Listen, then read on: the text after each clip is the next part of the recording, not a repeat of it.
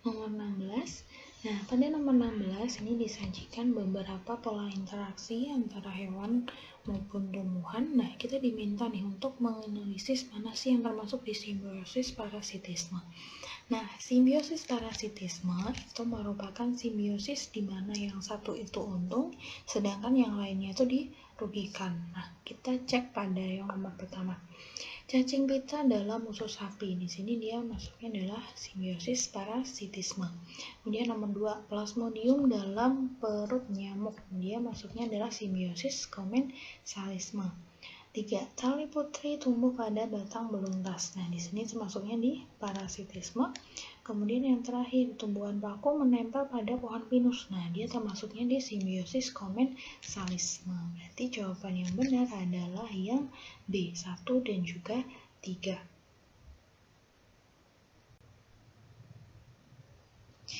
Nomor 17. Nah, di sini disajikan beberapa kegiatan yang dapat kita lakukan dalam melakukan pengelompokan. Ada 4 hal.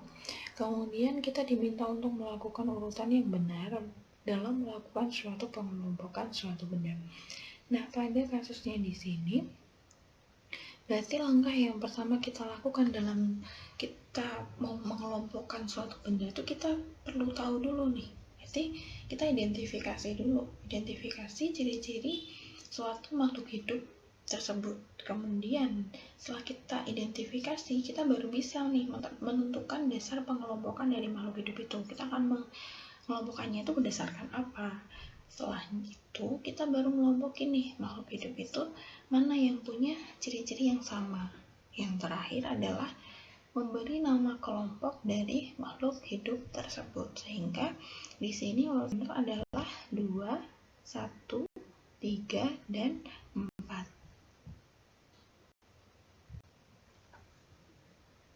Nomor 18, di sini disajikan sebuah gambar dari tengkorak dan juga di bagian leher nih. Nah, kira-kira nama sendi pada bagian yang ditunjuk itu apa? Nah, pada bagian yang ditunjuk ini, dia adalah tulang atlas dan juga si tulang leher. Berarti di sini menandakan bahwa bagian yang ditunjuk beserta gerakannya itu adalah sendi putar dengan arah gerakannya adalah berputar, yaitu jawabannya A.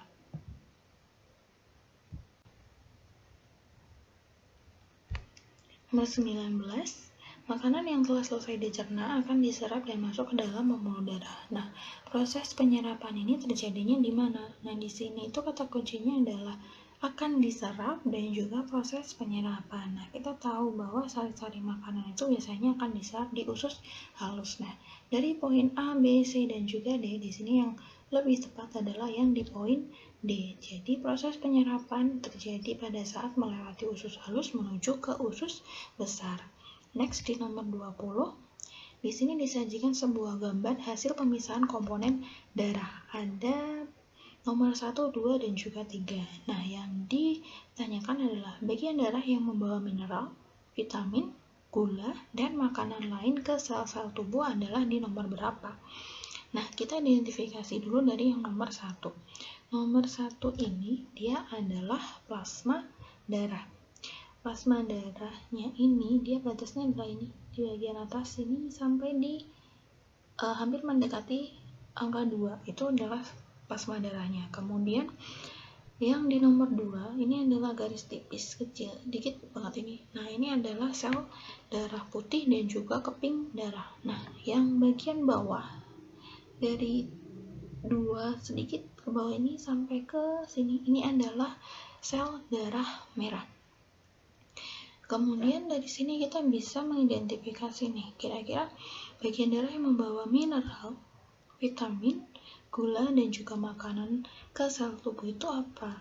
Yaitu yang plasma darah atau yang nomor 1.